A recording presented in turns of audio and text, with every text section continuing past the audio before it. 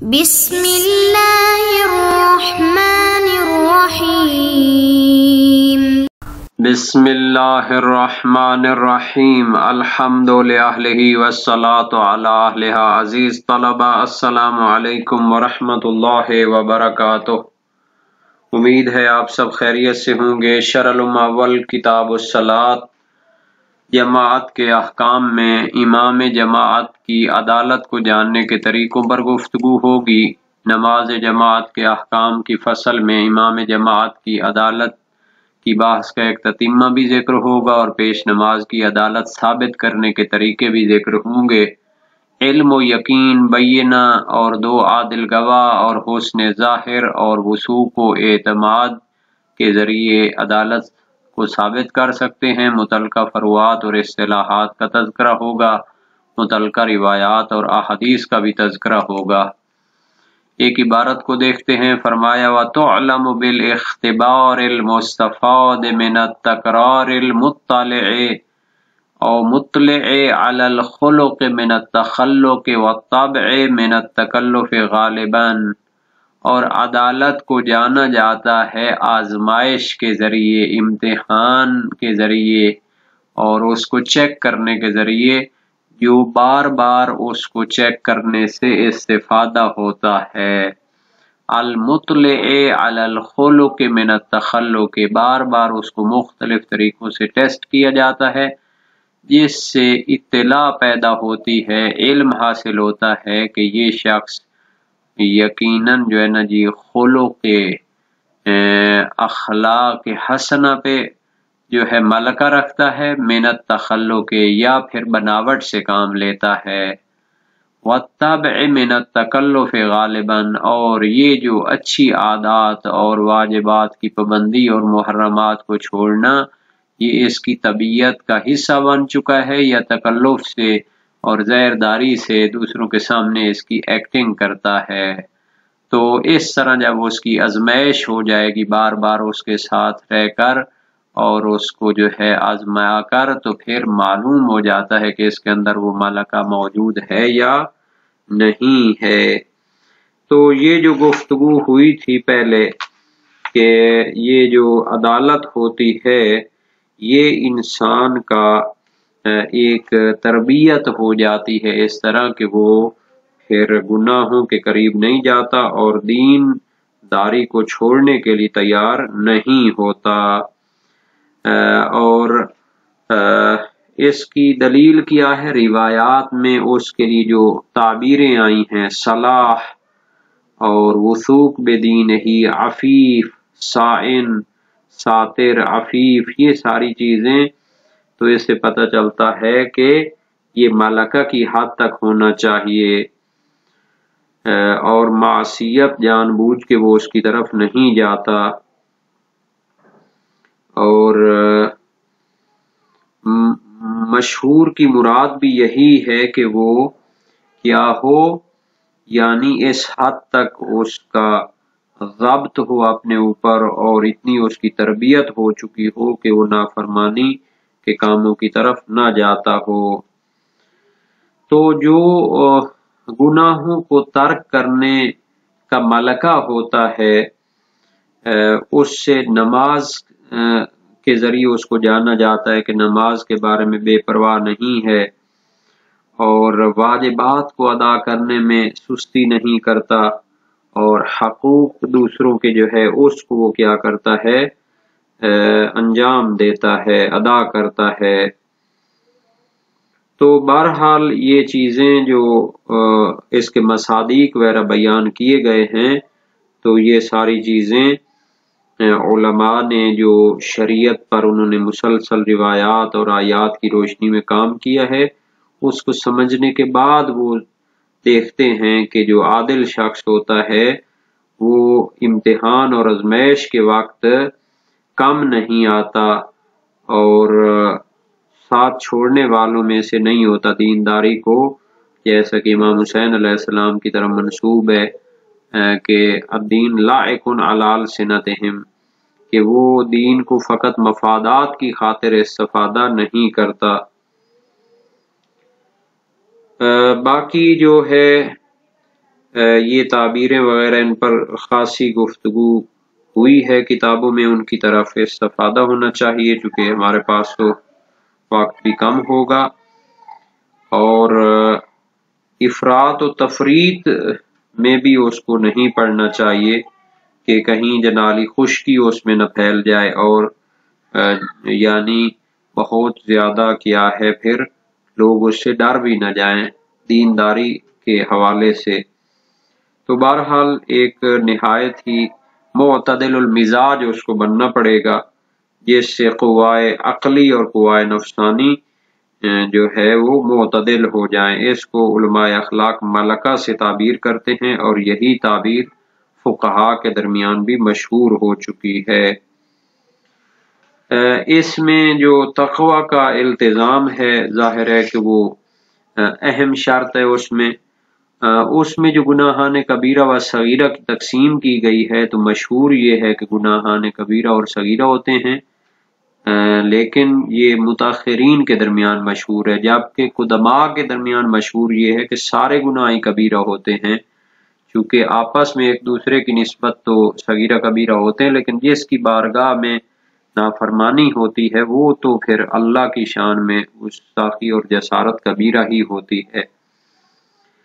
تو بہرحال جو مشہور متاخرین کی تقسیم والا قول ہے تو وہ دلیل قرآن سے لاتے ہیں، ان تجتنبوا کبائر ما تنہون عنہ نکفر عنکم سیئاتکم وندخلکم مدخلا کریما، اگر تم بڑے گناہوں سے بچتے ہو جن سے روکا گیا ہے تو ہم تمہاری چھوٹی برائیاں بخش دیں گے اور تمہیں جنت میں داخل کریں گے۔ سورہ نساء آیت 31 میں ہے، اور روایات بھی ہیں وسائل و شیعہ میں، کتاب الجہاد میں اس کے ابواب ہیں، اور ان میں ہے کہ اجتناب کبائر واجب ہوتا ہے اور کبائر کو معین کیا گیا ہے، اور کبائر سے توبہ کے صحیح ہونے کو ذکر کیا گیا۔ ابو بصیر کی روایت امام صادق علیہ السلام سے فرمایا، من یؤت الحکمۃ فقد اوتی خیرا کثیرا، قال معرفۃ الامام واجتناب الکبائر التي اوجب اللہ علیہ النار۔ یہ جو آیت ہے کہ من یؤت الحکمۃ فقد اوتی خیرا کثیرا، جس کو حکمت دی گئی تو اس کو خیر کثیر عطا ہوا، فرمایا معرفت امام اور کبیرہ گناہوں سے بچنا جن پر جہنم کا وعدہ کیا گیا ہے۔ وسائل و شیعہ باب 45 ابواب جہاد نفس میں ہے۔ حلبی کی روایت ہے اسی آیت سورہ نساء 31 کے بارے میں، کبائر وہ ہیں جن پر جہنم کی وعید سنائی گئی ہے۔ عبداللہ بن مسکان کی روایت امام صادق علیہ السلام سے، امیر المومنین علیہ السلام نے فرمایا، ما من عبد الا وعلیہ 40 جنہ حتی یعمل 40 کبیرہ، ہر انسان کے اوپر 40 ڈھالیں ہیں جو اس کو بچاتی ہیں حتیٰ جب وہ 40 کبیرہ انجام دیتا ہے، انکشفت عنہ الجنن، تو پھر اس سے وہ کیا ہے، وہ ڈھالیں ختم ہو جاتی ہیں۔ عباد بن کثیر نوا کی روایت امام ابو جعفر علیہ السلام سے کبائر کے بارے میں، کلما اوعد اللہ علیہ النار، ہر وہ گناہ جس پر جہنم کی وعید سنائی گئی ہے۔ حسن بن محبوب سراد کی روایت ہے، کتب معی بعض اصحابنا الی الحسن یسألہ عن الکبائر کم ہے، یا کہ کبائر کے بارے میں سوال کرنے کے لیے ابو الحسن علیہ السلام سے بعض اصحاب نے میرے ساتھ خط لکھا، کتنے ہیں، کیا ہیں؟ فرمایا الکبائر من اجتنب ما وعد اللہ علیہ النار، ان گناہوں سے بچنا جن پر جہنم کی وعید سنائی گئی ہے، جو اس سے اجتناب کرے، کفر عنہ سیئاتہ یا سیئاتہ اذا کان مومنا، تو جب مومن ہے تو باقی چھوٹے گناہوں سے بخش دیے جائیں گے۔ والسبع الموبقات، 7 جو ہلاک کرنے والے گناہ ہیں، قاتل ہے حرام، قاتل نفس حرام یعنی جس کو ناحق قتل کیا جائے، عقوق الوالدین، نافرمانی والدین کی، سود خوری، تعرب بعد الہجرہ یعنی اسلامی معارف کو سیکھنے کے بعد پھر جاہلانہ جو ہے حرکات اور جاہلانہ علاقوں کی طرف چلا جانا، قذف المحض یعنی قذف المحسنہ، پاک دامن عورت پہ تہمت لگانا، اکل مال یتیم، فرار من الزحف، اور عبد العظیم حسنی کی روایت ہے امام ابو جعفر ثانی علیہ السلام سے کہ اپنے والد گرامی سے سنا، سمعت ابی، امام کاظم علیہ السلام نے فرمایا کہ داخل عامر بن عبید علی ابی عبداللہ، عامر بن عبید امام صادق علیہ السلام کے پاس آیا، سلام کیا اور بیٹھ گیا، اور یہ آیت تلاوت کی الذین یجتنبون کبائر الاثم والفواحش، پھر خاموش ہو گیا تو امام صادق علیہ السلام نے فرمایا ما اسکت، کیوں خاموش ہوئے؟ قال احب ان اعرف الکبائر من کتاب اللہ،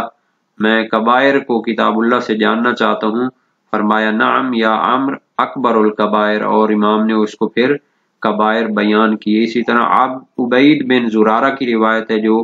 کبائر کے وجود پر دلالت کرتی ہے۔ محمد ابن مسلم سقفی کی بھی روایت ہے، یہ روایات باب 46 میں موجود ہیں وسائل الشیعہ ابواب جہاد النفس میں۔ تو اس طرح اعمش کی روایت بھی ہے امام جعفر صادق علیہ السلام سے جو شرائع دین میں ہے،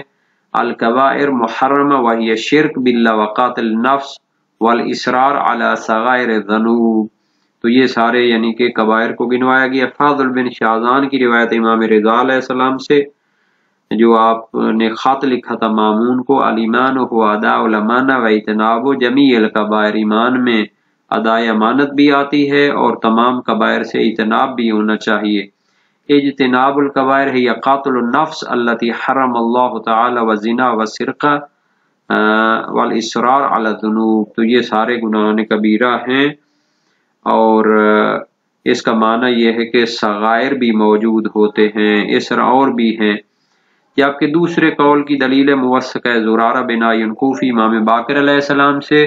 الذنوب كلها شدیدہ واشدها ما نبت علیہ اللحم والدم لأنه اما مرحوم و اما معذب والجنت لا يدخلها الا طیب، گناہان سب شدید ہیں اور سب سے شدید وہ ہے جس سے گوشت اور خون اگ آئے، چونکہ یا وہ اس پر رحمت کی جائے گی یا وہ اس کو عذاب دیا جائے گا، اور جنت میں تو فقط پاکیزہ شخص ہی جائے گا۔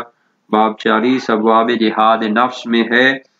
صحیح حلبی بھی اس کی دلیل ہے امام صادق علیہ السلام سے کل ذنب عظیم، ہر گناہ عظیم ہوتا ہے، باب 46 میں موجود ہے۔ اور اخبار الکبائر بھی مختلف ہیں اس کی تعداد میں، کہ جائے کہ بہت سے میں جو ہے نا جی ان روایات میں بہت سے ذکر بھی نہیں ہیں، اس کا تقاضا ہے کہ وہ اکبر الکبائر ہیں، جیسا کہ عبد العظیم کی روایت گواہ ہے، اور اقوا وہ قول اول ہے کیونکہ قرآن و سنت میں گناہوں کی تقسیم ہے، بلکہ صریح ہے بعض میں کہ کبیرہ وہ ہے جس پر جہنم کی وعید سنائی گئی ہے، اور گناہوں کو برابر قرار دینے والی روایات جو ہے اگرچہ تعداد کے لحاظ سے کم ہیں اور معصیت خدا کے عظیم ہونے کو بیان کرتی ہیں، اگرچہ کہ وہ خدا کی نافرمانی کسی چھوٹے امر میں ہو۔ ابو ذر کی روایت میں ہے نبی اکرم نے فرمایا یا ابا ذر لا تنظر الى صغر الخطیہ ولکن انظر الى من عصیت، گناہ کے چھوٹے ہونے کو نہ دیکھو بلکہ دیکھو کہ گناہ اور نافرمانی کس کی گئی ہے یا کرتے ہو۔ مستدرک الوسائل باب 43 ابواب جہاد نفس۔ یہ ایک جہت ہے، دوسری جہت یہ ہے کہ کبیرہ اور صغیرہ میں تمیز دینا بھی ضروری ہے، اور اس کا ضابطہ کیا ہے، قانون کیا ہے۔ تو جہنم کی وعید جس پر سنائی گئی ہو، جیسا کہ عباد بن کثیر نوا کی روایت ہے، چاہے وہ وعید کتاب میں ہو یا سنت میں، تو یہ مشہور کا نظریہ ہے، اگرچہ کہ منسوب ہے کہ جس پر جہنم کی وعید سنائی گئی ہو خصوصاً قرآن کریم میں، اور اس پر اضافہ کیا گیا ہے کہ جو روایت میں وارد ہے کہ وہ کبیرہ ہوتا ہے اگرچہ اس پر وعید نہ ہو، جیسا کہ تعداد کبائر جو اخبار میں ہے اس سے استفادہ ہوتا ہے، اور جو کبیرہ کے مساوی ہو، اور دروس میں ہے کہ کبائر 7 شمار کیے گئے ہیں اور 70 کے قریب ہیں، اور روض الجنان فی شرح ارشاد الاذان میں شہید ثانی فرماتے ہیں کہ 700 کے قریب ہیں۔ تو تیسری جہت اس میں یہ آتی ہے کہ فقہا نے عدالت میں شرط قرار دیا کہ وہ کبائر سے مطلقاً اجتناب کرے اور صغائر سے اصرار سے اجتناب کرے، تو لازمہ یہ ہے کہ فعل صغیرہ عدالت میں قادح اور مانع نہیں ہوتا۔ اس پر استدلال کرتے ہیں ان تجتنبوا کبائر ما تنہون عنہ نکفر عنکم سیئاتکم، جو دلالت کرتا ہے کہ صغائر کو بخش دیا جاتا ہے جب کبائر سے اجتناب ہو، اور روایت ہے صحیح عبداللہ ابن ابی یافور میں تعرف باجتناب الکبائر التی اوعد اللہ علیہ النار، کہ صحیح اس سے سمجھا جاتا ہے کہ جب کبائر کو چھوڑا جائے جس پر جہنم کی وعید ہے تو پھر اس سے عدالت کو پہچانا جاتا ہے، باب 41 ابواب شہادات میں۔ تو اگر فعل صغیرہ عدالت کے لیے مضر ہوتا تو پھر عدالت کو خاص کرنا کبائر کے ساتھ یہ لاغو ہوتا۔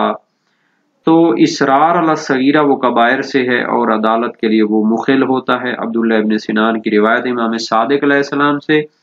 لا صغیرۃ مع الاصرار ولا کبیرۃ مع الاستغفار، حدیث ہے باب 48 ابواب جہاد نفس میں۔ اس طرح اور بھی روایات ہیں، اور اعمش کی روایت بھی گزر چکی ہے کہ اصرار علی الصغائر کبیرہ ہوتا ہے، اس میں کوئی اختلاف نہیں ہے۔ کلام اور بحث وہ معنی اصرار میں ہے، تو کہتے ہیں فعل المعصیہ مع عدم التوبہ، ایک معنی اصرار کا ہے۔ جابر کی روایت امام باقر علیہ السلام سے وَلَمْ يُصِرُّوا عَلَى مَا فَعَلُوا وَهُمْ يَعْمَلُونَ کی تفسیر میں فرمایا الاصرار ان یذنب الذنب فلا یستغفر اللہ ولا يحدث نفسه بالتوبہ فذلك الاصرار، گناہ کرے اور استغفار نہ کرے اور توبہ دل میں بھی نہ ہو تو یہ اصرار ہے۔ اور ابن ابی عمیر کی روایت ہے امام کاظم علیہ السلام سے، سنا یا ابا احمد ما من احد یرتکب کبیرہ من المعاصی وهو یعلم انه سیعاقب علیہا الا نادم علی ما ارتکب ومتى ندم كان تائبا مستحقا للشفاعة ومتى لم يندم عليها كان مسرا والمسر لا يغفر له لأنه غير مؤمن بعقوبة ما ارتكب ولو كان مؤمنا بالعقوبة لندم۔ اے ابو احمد، کبیرہ جو ہوتا ہے، کوئی جب کبیرہ کا ارتکاب کرتا ہے وہ اس کو جانتا ہو کہ اس پر اس کو عذاب ہوگا تو پھر اس سے ندامت اور پشیمانی ظاہر کرتا ہے، اور جب پشیمان ہوتا ہے تو تائب ہوتا ہے اور مستحق شفاعت ہو جاتا ہے، اور جب اس پر ندامت نہ دکھائے تو وہ مصر ہوتا ہے، اصرار کرنے والا، اور اصرار کرنے والوں کو نہیں بخشا جاتا چونکہ وہ تو اپنے گناہ کی عقوبت کا ایمان ہی نہیں رکھتا۔ اگر اس کو ایمان ہوتا عذاب کا تو پھر اس پر ندامت دکھاتا۔ یہ روایات باب 47 میں ہیں۔ اور دعویٰ کرنا کہ وقوع صغیرہ جب توبہ نہ ہو تو یہ بخشا جائے گا کبائر کے اجتناب سے، تو اس پر اصرار کا معنی کرنا معقول نہیں ہے جیسا کہ وہ مضمون روایات ہے، مگر یہ مجازن ہوگا۔ تو اس کو رد کیا جاتا ہے کہ جناب اس کا واقع ہونا، اس کو بخشا جانا یہ عقاب کی نسبت سے ہے، لیکن گناہ کے سارے جو آثار ہوتے ہیں جن میں سے عدالت بھی ہے وہ تو بہرحال ختم ہو جاتی ہے۔ تو دوسرا قول ہے اصرار کا معنی فعل المعصیہ مع العزم علی العود، کسی گناہ صغیرہ کا ارتکاب کرنا جب اس کو دوبارہ کرنے کا بھی عزم ہو، کیونکہ یہ عرف اور لغت میں معنی اصرار ہوتا ہے جیسے کہ قاموس فیروز آبادی میں ہے۔ اور ایک قول ہے کہ وہ اکثار ہے، یعنی بکثرت اس کو انجام دینا ہے۔ امیر المومنین سے منقول ہے المعاودۃ للذنب اصرار، گناہ کو تکرار کرنا اصرار ہوتا ہے، مستدرک الوسائل باب 48 ابواب جہاد نفس میں ہے۔ اور ایک قول ہے ہمیشہ اس کو انجام دینا لے، چونکہ یہ لغت اور عرف میں ایک اس کا معنی ہے۔ جوہری نے اس کو کہا اسررت علی الشیء اے اقمت و دمت، یعنی میں اس کو مسلسل انجام دیتا ہوں۔ نہایت ابن اثیر سے ہے اصر علی الشیء یسر یسر اصرارا اذا لازمہ وداومہ وثبت علیہ، انصاف یہ ہے کہ معنی اصرار میں دوبارہ اس کو انجام دینے کا عزم شامل ہوتا ہے، جیسا کہ اکثار اور مداومت تسلسل میں بھی یہ ہے۔ تو شہید اول سے منقول ہے اصرار ان تین صفات سے متحقق اور ثابت ہوتا ہے، اس کو مداومت اور اکثار کرنا ایک ہی چیز ہے۔ تو صغائر کو کیا کرنا یعنی بار بار انجام دینے سے یہ اصرار ہوتا ہے۔ تو معنی عرفی اور لغوی اصرار کا جو ہے آیا فعل معصیت مع عدم توبہ کو شامل ہے؟ تو اگر یہ تو شامل نہیں ہوتا ہے اس کو، پس اگر ثابت ہو شارع کے لیے معنی خاص، ورنہ یہی جو اس کا دوام ہوتا ہے اور عزم العود ہوتا ہے اس کو شامل ہوگا۔ یہاں تک روایات کا تعلق تھا تو پہلی ضعیف ہے اور دوسری اگرچہ صحیح ہے مگر اس سے اصحاب نے اعراض کیا ہے،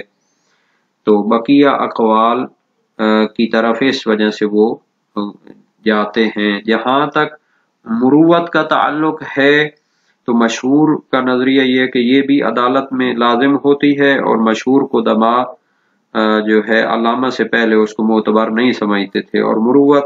نفس کو گھٹیا کاموں سے جو اس کی مرتبے کے لائق نہیں ہوتے ان سے بچانا ہوتا ہے، اور اچھے اخلاق اور محاسن کو انجام دینا اور رذائل مباحہ سے بھی بچنا ہوتا ہے۔ اور اس کے لیے ہشام بن حکم کی روایت امام کاظم علیہ السلام سے لا دین لمن لا مروت لہ، اصول کافی جلد اول حدیث 19 میں ہے، صفحہ 19 میں ہے۔ تو اس سے قاطع ہے کہ مروت جو اس میں آئی ہے وہ یہی معنی اس کا ہے، تو اس کا بھی التزام ہونا چاہیے تاکہ دین کے امور میں وہ بے موالات شمار نہ ہو۔ اور جہاں تک اس کے عدالت کو ثابت کرنے کا پہلا طریقہ ہے تو یہ بھی نہایت اہم ہے کہ جب بار بار انسان اس کے ساتھ رہتا ہے اور اس کی آزمائش کرتا ہے تو اس کی طبیعت کا پتہ چل جاتا ہے کہ یہ کیسا شخص ہے، آیا اس کے اندر ملکہ عدالت ہے یا یہ ظاہر داری سے کام لیتا ہے اور مفاد کی خاطر اس طرح کا کام کرتا ہے۔